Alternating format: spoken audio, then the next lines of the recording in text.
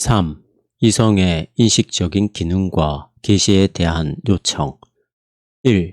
인식의 존재론적인 구조.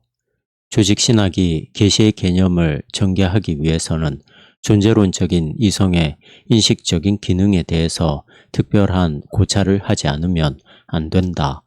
왜냐하면 계시는 인간의 인식에 대한 존재 근거의 현현이기 때문이다. 물론 신학 그 자체는 자신의 인식론을 생산할 수는 없다. 하지만 신학은 계시의 인식적인 성격과 연관되어 있는 인식적인 이성의 특징들을 고려해야만 한다. 특히 신학은 실존의 조건 아래에 있는 인식적인 이성에 대해서 기술해야만 한다. 그러나 실존적인 인식의 갈등에 대한 기술은 그의 존재론적인 구조에 대한 이해를 전제하는 것이다. 왜냐하면 인식적인 이성이 실존적인 갈등 속에 있도록 만들고 이로 인해서 우리로 하여금 계시를 요청하도록 이끄는 것은 바로 인식적인 이성의 대극적인 구조이기 때문이다. 인식은 연합의 한 형식이다. 인식의 모든 행위에서 인식의 주체와 대상은 결합된다. 곧 주체와 객체 사이의 분리는 극복된다. 주체는 객체를 파악하여 그것을 자신에게 적응시키고 동시에 자신을 객체에 적응시킨다. 그러나 인식의 연합은 특별한 연합이다. 이것은 분리를 통한 연합이다. 분리는 인식적인 연합의 조건이다. 예를 들어 알기 위해서는 누구든지 어떤 대상을 보아야만 한다. 그리고 보기 위해서는 누구든지 그 대상과 거리를 두고 있어야만 한다. 이처럼 인식적인 거리는 인식적인 연합의 전제이다. 대부분의 철학자들은 이 양면을 잘 알고 있었다. 동등한 것이 동등한 것을 인식할 수 있는지 또는 동등하지 않은 것이 동등하지 않은 것을 인식할 수 있는지에 오래된 논쟁은 연합, 어느 정도 동등성을 전제하고 있는 것과 거리, 어느 정도 비동일성을 전제하고 있는 것이 인식의 과정에 있어서 대극적인 요소라는 통찰의 고전적인 표현이다. 결국 거리와 연합의 통일성이 인식의 존재론적인 문제이다. 사실 이 때문에 플라톤은 영혼과 본질, 이데아의 기원적인 연합, 시간적인 실존에 있어서의 정말로 실제적인 것으로부터의 영혼의 분리, 본질에 대한 회상, 인식적인 상승의 여러 단계를 통한 본질들과의 재결합과 같은 신화를 제시할 수밖에 없었다. 이러한 통일성은 결코 완전히 파괴되어 있지 않다. 물론 여기에는 또한 소외가 존재하고 있다. 특별한 대상은 그 자체가 이질적인 것이다. 그러나 이것은 인식의 주체가 본질적으로 결합되어 있는 그리고 그것이 사물들을 바라볼 때는 기억할 수 있는 본질적인 구조들을 포함하고 있는 것이다. 이런 모티브는 철학의 전 역사를 관통하고 있다. 이것이 바로 인식의 관계를 이해시키려고 시도했던 말하자면 주체와 객체 사이의 이질성과 그럼에도 불구하고 이들 사이의 인식적인 연합을 이해시키려고 시도했던 모든 시대의 인간의 사상의 거대한 노력들을 설명할 수 있는 이론적인 토대이다. 회의주의는 객체와 주체의 연합의 가능성에 대해서 절망한 반면에 비판주의는 인식이 어떻게 단지 현상뿐만 아니라 실제를 파악할 수 있는지를 설명하는 것도 없이 물 그 자체로서의 대상을 현실적인 인식의 영역에서 제거했다. 실증주의는 주체와 객체 사이의 차이를 완전히 제거한 반면에 관념론은 이 둘 사이의 동일성을 선언했다. 이들 모두는 주객 사이의 분리와 오류의 가능성을 설명하는 데 실패했다. 이원론은 신적인 정신이나 실체에 대한 인간의 참여를 설명하는 것도 없이 신적인 정신이나 실체 안에서 주체와 객체의 초월적인 통일성을 가정했다. 그러나 이 모든 시도들은 각각 인식의 존재론적인 문제, 곧 분리와 연합의 통일성의 문제를 잘 자각하고 있었다. 이와 같은 인식론의 상황은 인식과 연관되어 있는 개인적이며 사회적인 삶의 몇몇 측면들에 의해서도 실존적으로 확인되고 있다. 정교한 형식에 있어서 뿐만 아니라 원시적인 형식에 있어서도 빈번하게 발견되고 있는 인식을 위한 인식의 열정은 결핍과 진공 상태가 인식에 의해서 성공적으로 채워진다는 것을 지시하고 있다. 낯선 것이었음에도 불구하고 우리에게 속해 있는 것이 우리에게 친숙한 것이 되고 우리의 한 부분이 된다. 플라톤에 따르면 인식적인 에로스는 가난과 풍부로부터 태어난 것이다. 이것은 우리로 하여금 우리가 속하고 있는 것과 우리에게 속하여 있는 것의 재결합을 향해 나아가도록 이끈다. 인식의 모든 행위에 있어서 결핍과 소외는 정복된다. 그러나 인식은 하나의 성취 이상의 것이다. 인식은 또한 변형시키고 치유한다. 만일 인식의 주관이 단지 객관의 고울에 불과한 것이고 여전히 그로부터 정복되지 않은 거리 속에 있다면 이것은 불가능할 것이다. 소크라테스가 선의 인식으로부터 선의 행위가 뒤따른다고 주장했을 때 그는 이러한 상황을 잘 알고 있었다. 물론 누구든지 선을 행하는 것 없이 심지어 선을 행할 수 없으면서도 선을 알 수 있다고 말하는 것은 쉬운 일이다.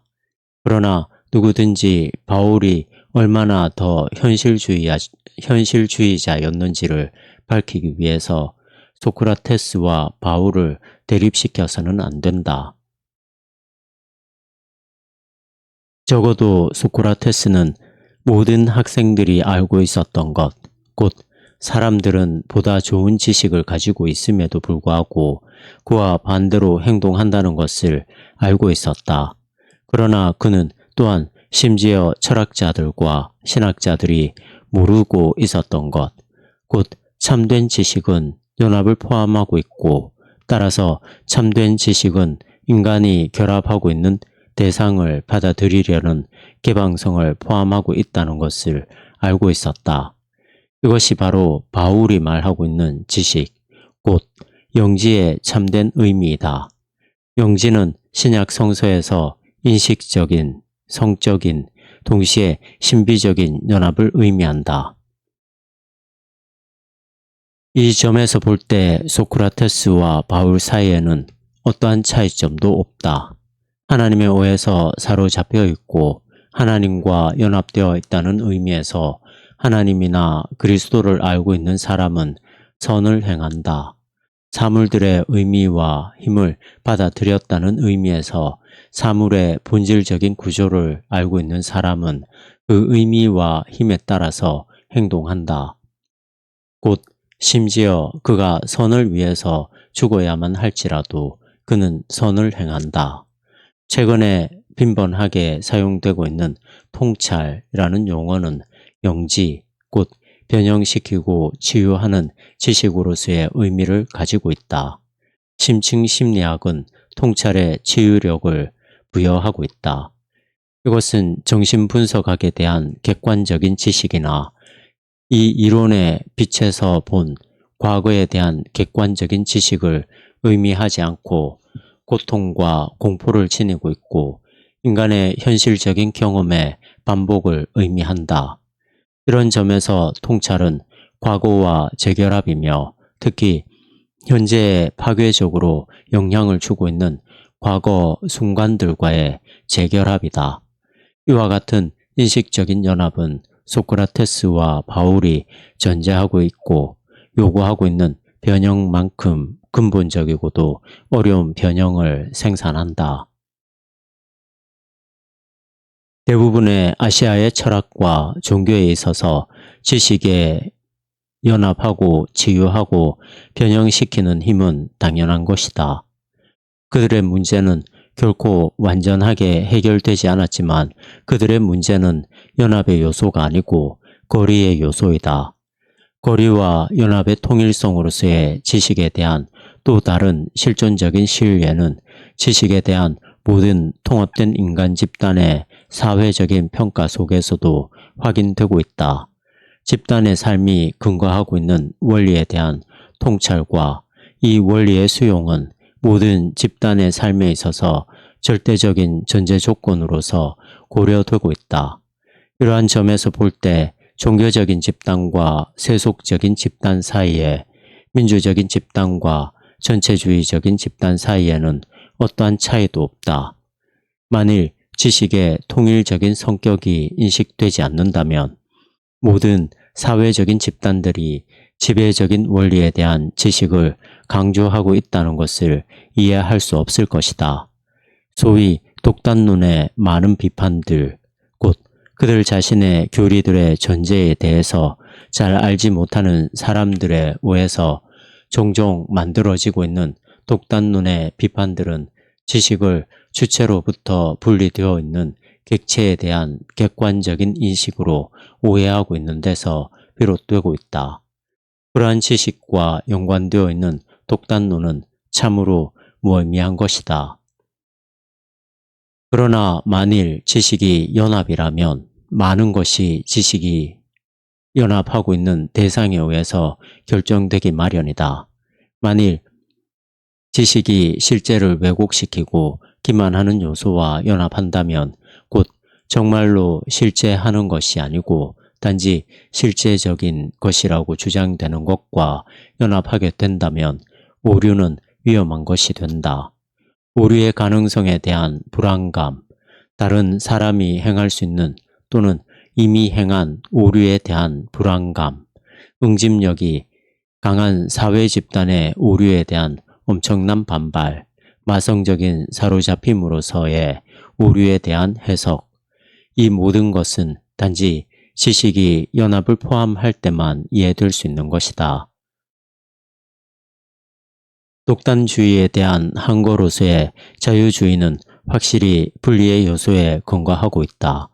이 분리의 요소는 지식에 속하는 것이며 심지어 한 사회 집단의 분열이 가능한 지점까지 물음과 탐구와 새로운 대답에 대한 개방성을 요구하고 있다.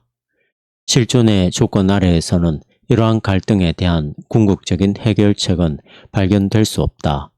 이성이 일반적으로 절대주의와 상대주의 사이의 갈등 속에 있는 것처럼 인식적인 이성은 연합과 분리 사이의 갈등에 종속되어 있다.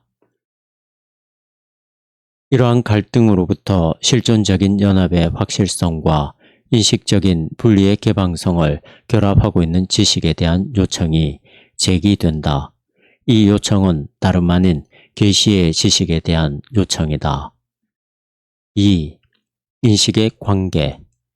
연합의 요소와 분리의 요소는 인식의 다양한 영역에 있어서 다양한 비율로 나타나고 있다.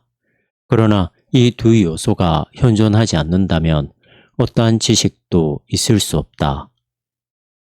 통계 지수는 물리학이나 사회학의 지식을 위한 재료이지만 그것 자체는 지식이 아니다.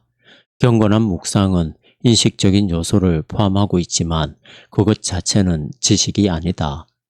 분리의 요소에 의해서 압도적으로 결정된 지식의 유형은 통제적인 지식이라고 일컬어지고 있다. 통제적인 지식은 기술적인 이성의 유일한 예는 아니지만 탁월한 예이다. 통제적인 지식은 주관에 의한 객관의 통제를 위해서 주체와 객체를 결합하고 있다. 이것은 대상을 완전히 조건적인, 완전히 계산할 수 있는 사물로 전락시킨다. 이것은 객관에게서 모든 주관적인 특성을 박탈한다. 통제적인 지식은 그의 대상을, 그의 모습을 되돌아 볼 수 없는 것으로 간주한다. 확실히 지식의 모든 유형에 있어서 주관과 객관은 논리적으로 구별되고 있다. 항상 객관이 존재한다. 심지어 하나님에 대한 우리의 지식에 있어서도 항상 하나의 객관이 존재하고 있다. 그러나 통제적인 지식은 이것을 논리적으로 뿐만 아니라 존재론적으로 그리고 윤리적으로 객관화시킨다. 하지만 어떠한 사물도 단지 하나의 사물일 수만은 없는 것이다. 존재하는 모든 것은 존재의 자아, 세계의 구조에 참여하고 있기 때문에 자기 관계성의 요소는 보편적인 것이다. 사실 이 때문에 모든 것과의 연합은 가능한 것이다. 어떤 것도 절대적으로 낯설은 것이 아니다. 은유적으로 말하자면 누구든지 우리가 사물을 바라보고 있는 것처럼 사물도 받아들여질 것을 기대하면서 그리고 인식적인 연합 속에서 우리를 풍부하게 할 수 있다는 것을 제의하면서 우리를 바라보고 있다고 말할 수 있다. 사물은 만일 우리가 사물의 보다 깊은 수준으로까지 들어가서 사물의 존재의 특별한 힘을 경험하게 된다면 우리에게 흥미있는 것이 될 수 있다는 것을 지시하고 있다. 동시에 이것은 사물이 기술적인 의미에서의 대상이며 사용되고 형성될 수 있는 재료이며 사물의 내적 의미, 텔로스와는 아무런 관계가 없는 목적을 위한 수단이라는 사실을 배제하지 않는다. 말하자면 하나의 금속은 우리의 관심을 불러일으키고 있다. 곧 금속은 주체성의 요소와 자기 관계성의 요소를 가지고 있다. 그러나 다른 한편 금속은 수많은 도구와 목적을 위한 재료이다. 물론 금속의 본성은 엄청난 양의 객관적인 지식과 기술적인 사용을 허용하고 있는 반면에 인간의 본성은 그렇지 못하다. 인간은 객관화에 저항한다. 만일 이 저항이 파괴된다면 인간 자신이 파괴되고 말 것이다. 인간과의 진정한 객관적인 관계는 연합의 요소에 의해서 결정되고 있다. 분리의 요소는 2차적인 것이다. 물론 이것이 부재하고 있는 것은 아니다.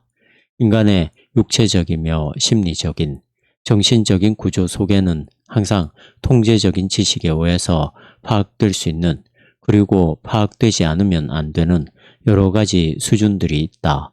그러나 통제적인 지식은 인간의 본성을 인식할 수 있는 방법이 아니고 또한 자아를 포함하여 과거나 현재 속에 있는 개체적인 인격을 인식할 수 있는 방법도 아니다. 연합이 없다면 인간에게 접근할 수 있는 인식 방법이란 있을 수 없는 것이다. 이와 같은 인식의 태도는 통제적인 지식과는 대조적으로 수용적인 지식이라고 일컬어지고 있다. 이러한 수용적인 지식은 현실적으로나 잠재적으로도 수단, 목적의 관계에 의해서 결정되지 않는다. 수용적인 지식은 대상을 그 자신 안으로 주체와의 연합 속으로 이끌어온다. 이것은 통제적인 지식이 가능한 한 자신을 이로부터 멀리 분리시키려고 하는 감정적인 요소를 포함하고 있다. 여기서 감정은 수용적인 인식의 매개체이다. 그러나 이 매개체는 결코 내용 자체를 감정적인 것으로 만들지는 않는다. 내용은 합리적인 것이며 검증되어야만 하는 것이며 신중한 비판 속에서 고찰되어야만 하는 것이다. 그럼에도 불구하고 어떤 것도 감정이 없다면 인식적으로 받아들여질 수 없을 것이다. 주체와 객체의 연합은 감정적인 참여가 없다면 불가능한 것이다. 연합과 분리의 통일성은 이해라는 용어에 의해서 보다 확실하게 설명될 수 있다. 이해라는 말의 문자적인 의미, 곧 인식의 대상이 서 있는 자리 아래에 선다는 것은 친밀한 참여를 의미한다.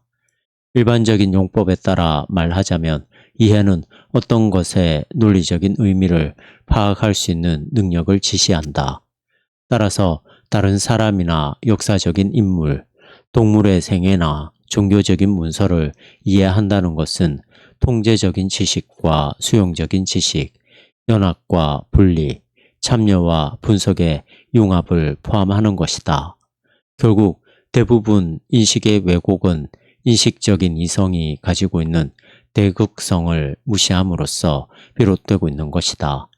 이런 무시는 단지 피할 수 있는 실수만은 아니다. 오히려 이것은 실존의 조건 아래에 놓여 있는 진정한 갈등이다. 이 갈등의 한 측면이 사회 집단들 속에 내재되어 있는 독단주의와 비판주의 사이의 갈등이다. 그러나 여기에는 또 다른 측면도 있다. 통제적인 지식은 실제의 모든 수준에 대한 통제를 주장한다.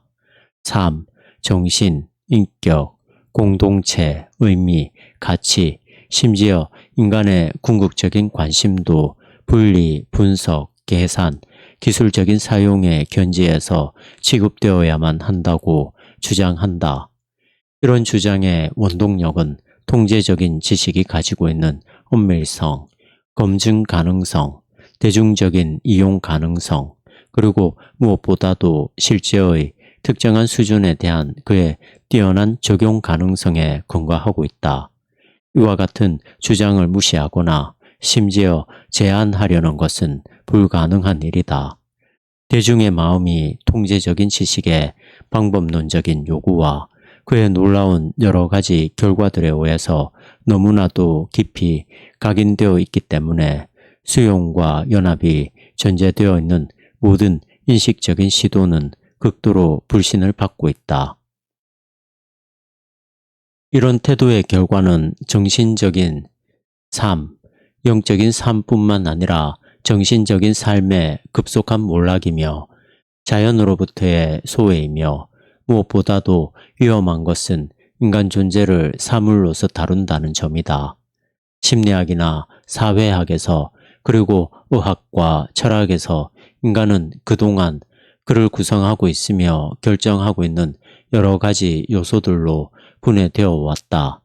경험적인 지식의 보물은 이런 식으로 생산되어 왔고 새로운 연구 계획들은 이 보물을 날마다 증대시키고 있다. 그러나 인간은 이러한 기획들 속에서 상실되어 왔다. 참여와 연합에 의해서만 인식될 수 있는 것, 곧 수용적인 지식의 대상인 것은 무시되어 왔다. 실제로 인간은 통제적인 지식이 인간에 대해서 생각했던 것, 곧 여러 사물들 가운데 있는 하나의 사물, 생산과 소비라는 거대한 기계 장치 속에 있는 하나의 톱니바퀴, 독재 정치 하에 비인간화된 대상 또는 대중적인 의사소통에 규격화된 대상이 되었다. 이처럼 인식의 비인간화가 현실적인 비인간화를 생산해왔다. 이와 같은 통제적인 지식의 풍조를 극복하기 위해서 세 가지 주요 운동이 시도되어 왔다. 낭만주의, 삶의 철학, 실존주의. 이것들은 모두 일시적으로는 성공했으나 결국 실패하고 말았다.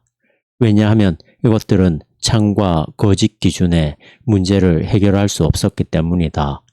낭만주의의 자연 철학은 시적인 직관이나 상징적인 직관과 지식사회를 혼동했다.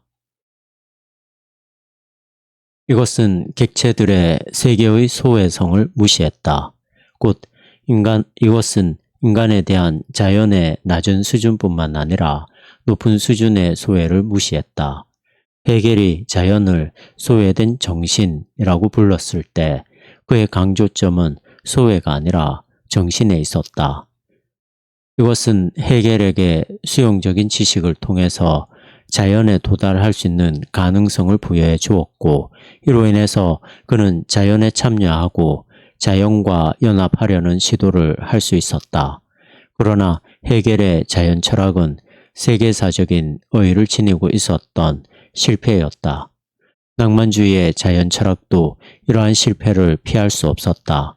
마찬가지로 역동적인 삶의 과정과 인식적인 연합을 창조하려고 시도한 삶의 철학도 이러한 실패를 피할 수 없었다.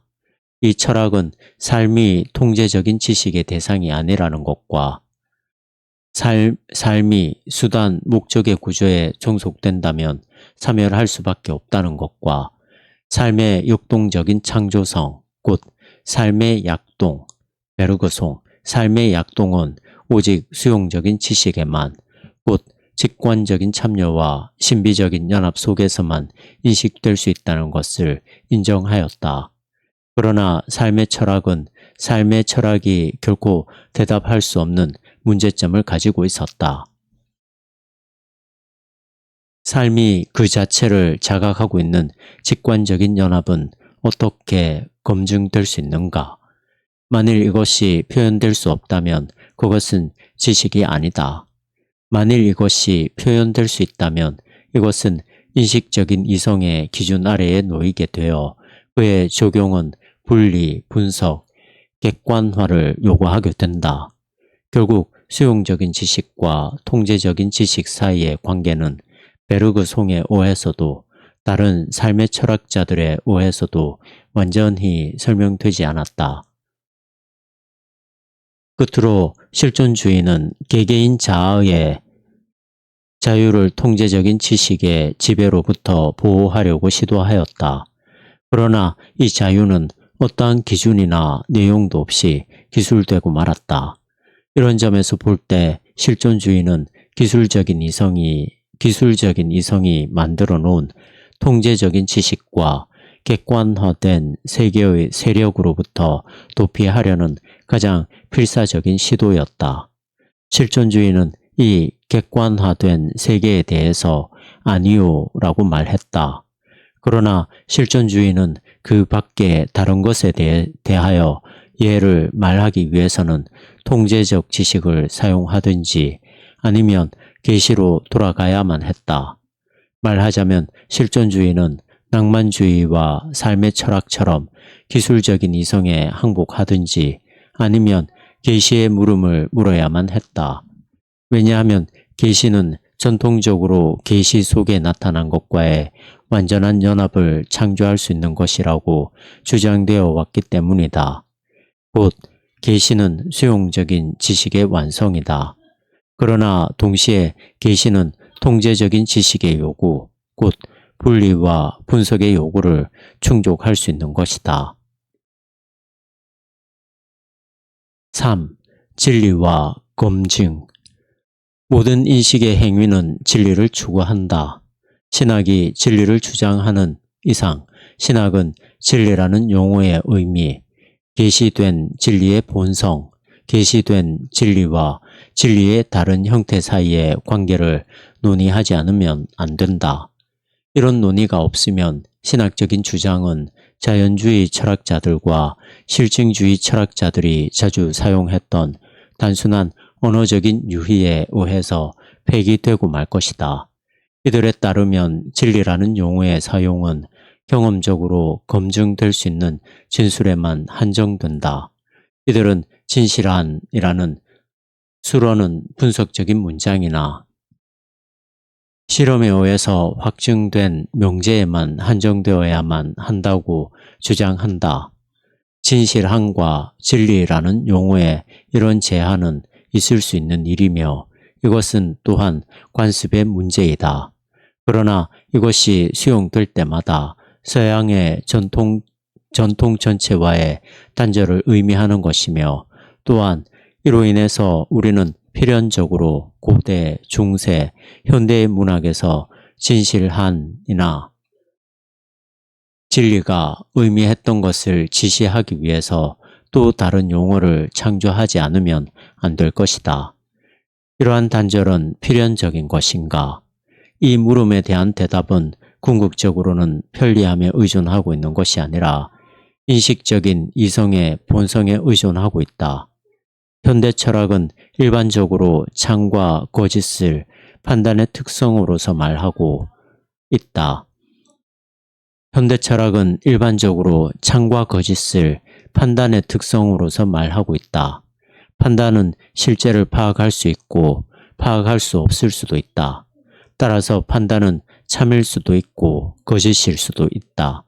그러나 실제 그 자체는 있는 그대로이지 참도 아니고 거짓도 아니다. 이것은 확실히 있을 수 있는 논증의 한 방식이다. 그러나 이와 다른 논증의 방식도 있을 수 있다. 만일 누군가가 우리에게 어떤 판단을 진실한 것으로 만드는 것은 무엇인가 라고 묻는다면 우리는 실제 자체에 대해서 어떤 것을 말하지 않으면 안 된다. 여기서는 거짓된 판단이 일어날 수 있을 정도로 그리고 참된 판단에 도달하기 위해서 많은 관찰과 사상의 과정들이 필요할 정도로 실제가 이 식의 행위에 자신을 부여할 수 있다는 사실에 대한 설명이 있어야만 한다. 왜냐하면 사물들은 그들의 참된 존재를 감추고 있기 때문이다. 이 참된 존재는 감각인상들과 변화하는 현상들과 근거 없는 의견들의 표면 배후에서 발견되지 않으면 안 된다. 이런 발견은 예비적인 긍정과 그에 뒤따르는 부정과 종국적인 긍정의 과정을 통해서 이루어지는 것이다. 곧 이것은 예와 아니오를 통해서 곧 변증법적으로 이루어지고 있다. 표면은 꿰뚫어져야만 하고 현상은 파헤쳐져야만 하고 깊이 곧 사물들에게 존재의 힘을 부여하고 있는 사물들의 본질은 드러나야만 한다. 이것이 그들의 진리, 곧 실제하는 것처럼 보이는 것과는 다른 정말로 실제하는 것이다. 하지만 만일 이것이 누군가의 진리가 아니라면 말하자면 합리적인 언어, 곧 로고스의 힘 속에서 정말로 실제하는 것이 거주하고 있는 실제의 수준을 파악하고 있는 정신에게 있어서 진리가 아니라면 이것은 진리라고 일컬어질 수 없을 것이다. 이와 같은 진리의 개념은 소크라테스와 플라톤 사상의 영역에만 한정되는 것이 아니다. 진리라는 용어가 어떤 식으로 변하든지 간에 정말로 실제하는 것과 실제하는 것처럼 보이는 것 사이의 관계가 어떤 식으로 이해되든지 간에 그리고 정신과 실제가 어떤 식으로 이해되든지 간에 정말로 실제하는 것의 문제는 회피될 수 없는 것이다. 실제하는 것처럼 보이는 것은 비실제적인 것이 아니다.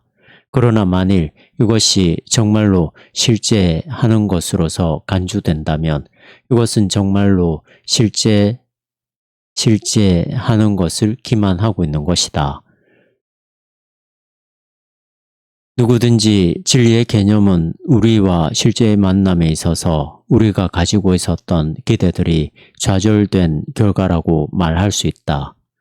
예를 들어 우리가 사람을 만날 때 우리는 그로부터 여러 가지 인상들을 받게 된다.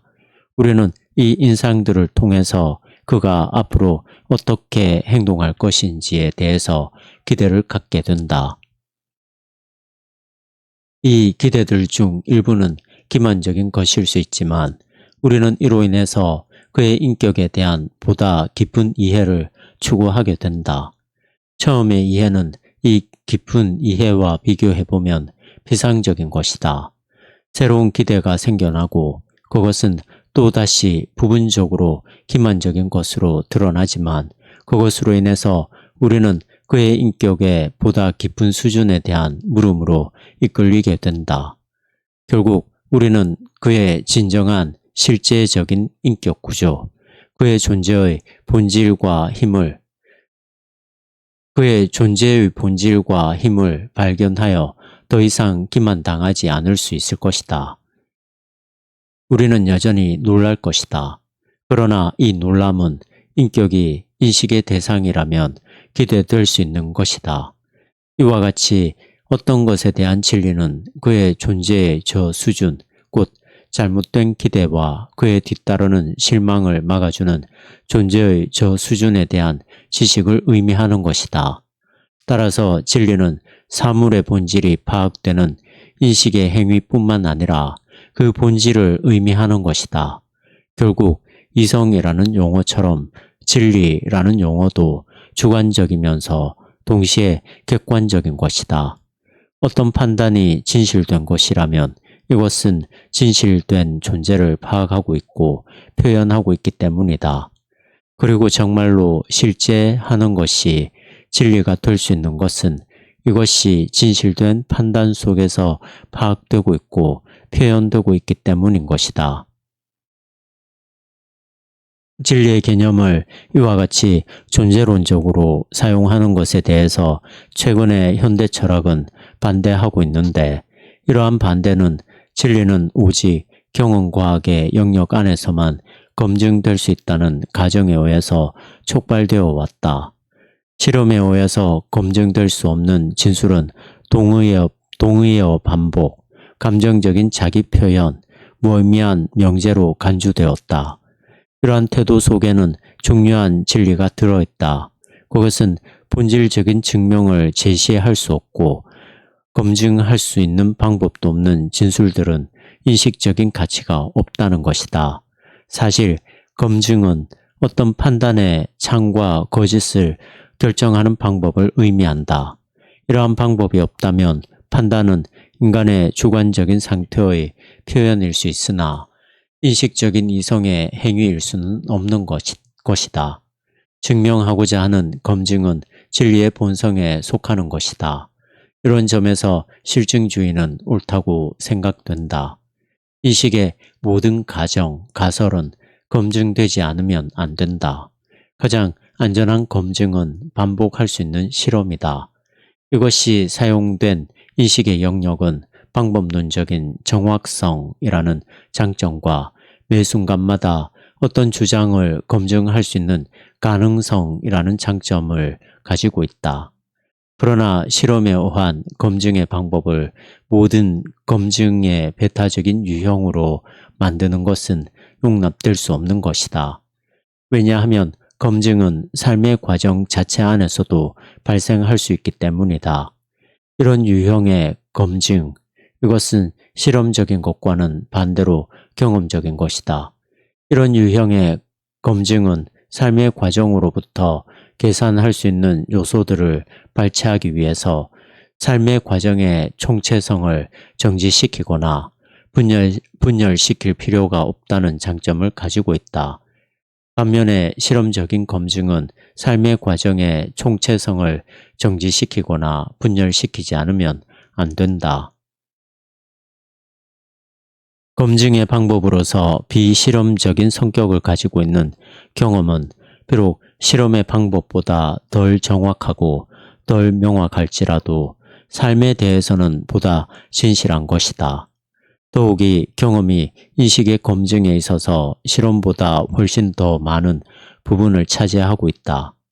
일부에서는 실험적인 검증과 경험적인 검증이 함께 사용되고 있고, 다른 경우에 있어서 실험적인 요소는 완전히 배제되어 있다.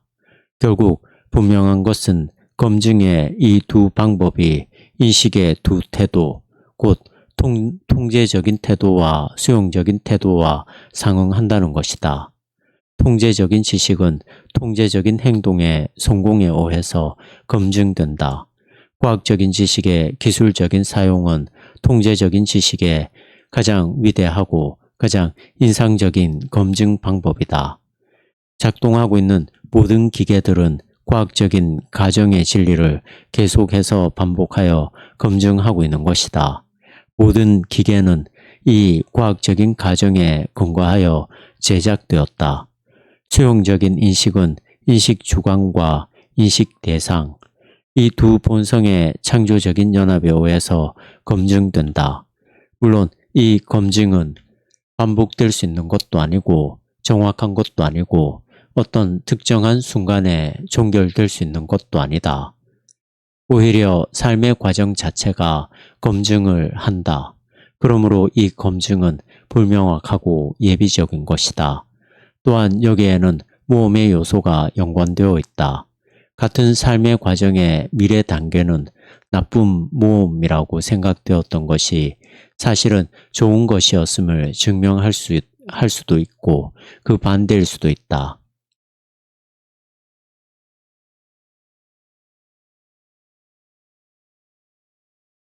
그럼에도 불구하고 이 모험은 수행되어야만 하고 수용적인 지식은 적용되어야만 하고 경험적인 검증은 실험적인 검증에 의해서 지지되든지 안 되든지 그것과 상관없이 계속해서 수용되지 않으면 안 된다.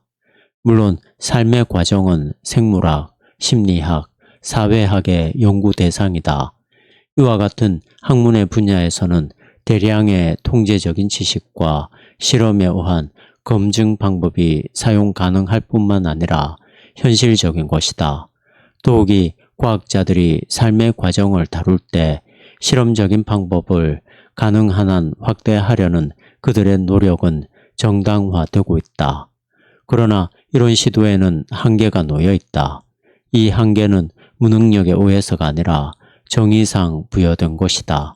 왜냐하면 삶의 과정은 전체성, 임의성, 개체성의 성격을 가지고 있지만 실험은 고립성, 규칙성, 보편성을 전제하고 있기 때문이다. 따라서 실험적인 검증의 대상이 될 수 있는 것은 오직 삶의 과정 중에서 분할할 수 있는 요소들 뿐이다. 반면에 삶의 과정 자체는 인식되기 위해서는 반드시 창조적인 연합 속에서 받아들여지지 않으면 안 된다. 이런 점에서 볼 때 물리학자, 심리치료학자, 교육가, 사회개혁가, 그리고 정치 지도자들은 개체적이며 임의적이며 전체적인 성격을 가지고 있는 삶의 과정 중에서 단지 분할할 수 있는 측면들만을 다루고 있는 것이다. 그러므로 이들은 통제적인 요소와 수용적인 요소를 결합하고 있는 지식의 토대 위에서만 일할 수 있다. 이들 진리의 지식은 부분적으로는 실험에 의한 검증에 의해서 부분적으로는 그들이 다루고 있는 개개인의 삶에 대한 참여에 의해서 검증되고 있다. 만일 이와 같은 참여에 의한 지식이 직관이라고 불리운다면 개개인의 삶의 과정에 대한 모든 인식적인 연구 방법은 직관적인 것이다. 이런 점에서 볼 때 직관은 비합리적인 것도 아니고 또한 실험에 의해서 검증된 지식에 대한 완전한 의식을 무시하는 것도 아니다. 또한 역사적인 지식의 영역에서의 검증도 실험적인 요소와 경험적인 요소를 결합하고 있다. 역사적인 연구의 사실적인 측면은 자료, 전통, 문서들에 근거하고 있다. 이것들은 서로를 실험적인 방법과 비슷한 방식으로 검증한다. 비록 역사적인 사건은 반복될 수 없을지라도 그러나 선택적이며 해석학적인 측면, 어떤 역사 편찬도 이것이 없다면 쓰여질 수 없다. 선택적이며 해석학적인 측면은 이해와 설명의 견지에서의 참여에 근거하고 있다. 역사가의 본성과 그의 대상의 본성 사이에 연합이 없다면 어떠한 의미 있는 역사도 있을 수 없다. 그러나 이런 연합이 있었을 때에는 똑같이 검증된 자료에 근거하고 있고 똑같은 시대이고 똑같은 역사적인 인물일지라도 기존의 해석과는 매우 다른 역사적으로 의미 있는 해석이 창조되어 왔다. 이런 점에서 검증은 설명하는 것, 이해할 수 있게 만드는 것, 의미 있고 일관되게 묘사하는 것을 의미한다.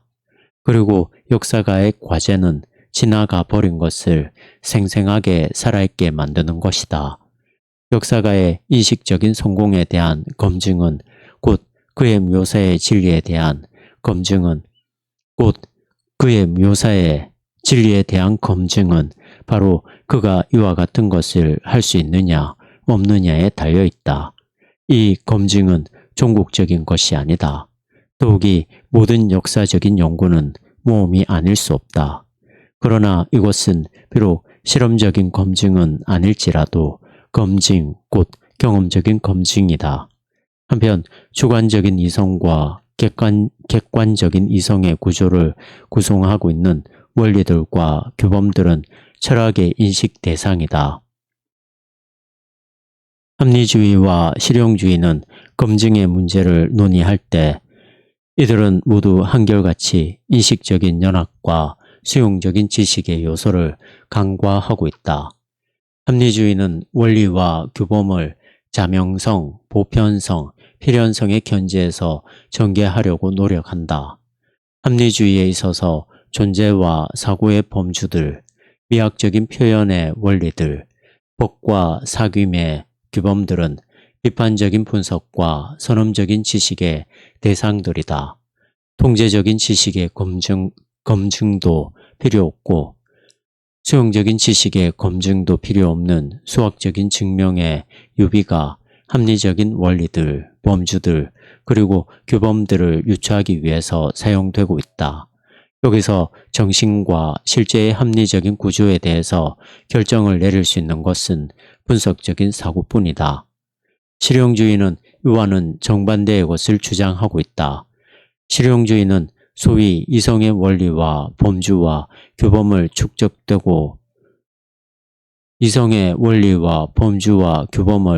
축적되고 검증된 경험의 결과로 생각하고 있고 이것들은 미래의 경험에 의해서 근본적으로 달라질 수 있다고 생각하고 있고 따라서 이것들은 언제나 반복되는 검증에 예속되어야만 한다고 생각한다. 이 원리와 범주와 규범들은 주어져 있는 자료, 곧 경험적인 지식과 미학적인 표현과 법적인 구조와 공동체적인 형식을 설명하고 판단할 수 있는 그들의 힘을 증명하지 않으면 안 된다. 만일 이들이 그것을 할 수 있다면 이것들은 실용적으로 검증된 것이다. 그러나 합리주의도 실용주의도 지식 안에 있는 참여의 요소를 보지 못했다. 이들 중 어느 것도 통제적인 지식과 수용적인 지식 사이를 구별하지 않았다.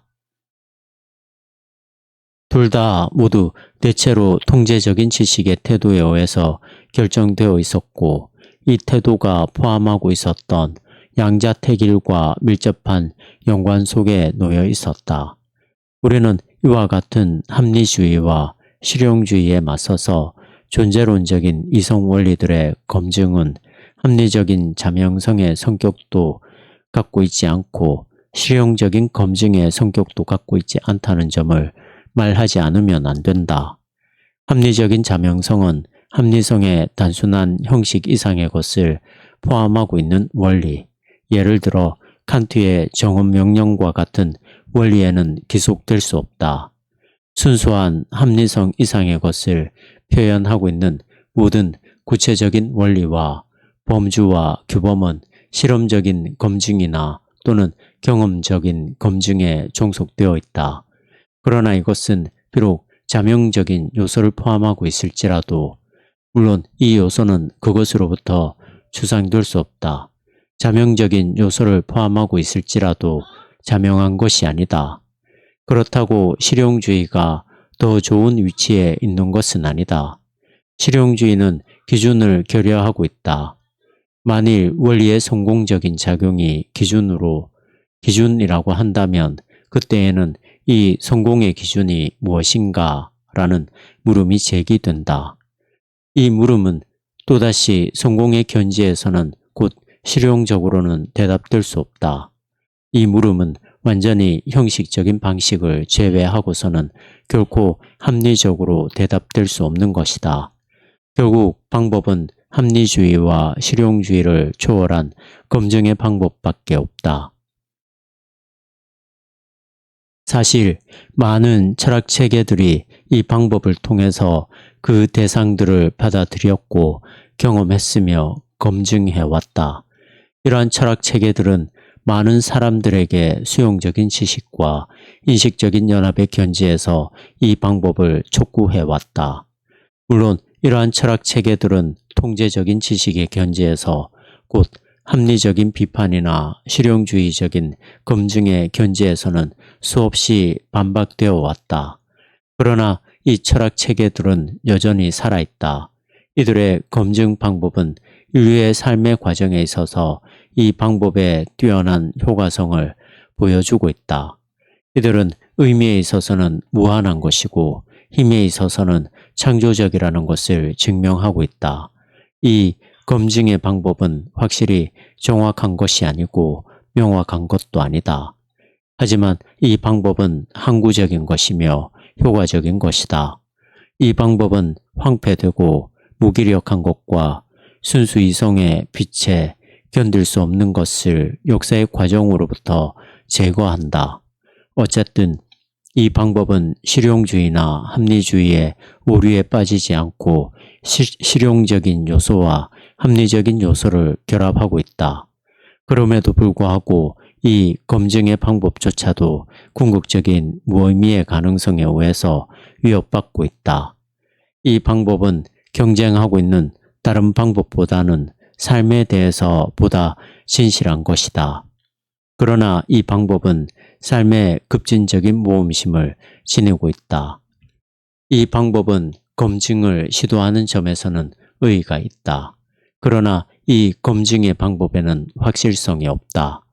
이와 같은 상황은 인식적인 이성 안에 내포되어 있는 기본적인 갈등의 반영의 결과이다. 지식은 모순 속에 놓여 있다. 곧 통제적인 지식은 안전한 것이지만 궁극적인 의미가 없다. 반면에 수용적인 지식은 궁극적인 의미를 가지고 있지만 확실성을 줄 수 없다. 이제까지 우리는 이런 모순의 위협적인 성격을 거의 인식하지 않았고 이해하지도 않았다. 만일 이것이 깨달아지고 예비적이며 불완전한 검증에 의해서 은폐되지 않는다면 우리는 진리의 개념을 완전히 포기하든지 아니면 계시에 대한 물음으로 나아갈 수밖에 없다. 왜냐하면 계시는 전통적으로 확실하면서도 동시에 우리에게 궁극적인 관심사가 되는 진리를 준다고 주장되어 왔기 때문이다. 이 진리는 모든 의미 있는 인식 행위의 모험성과 불확실성을 포함하고 있고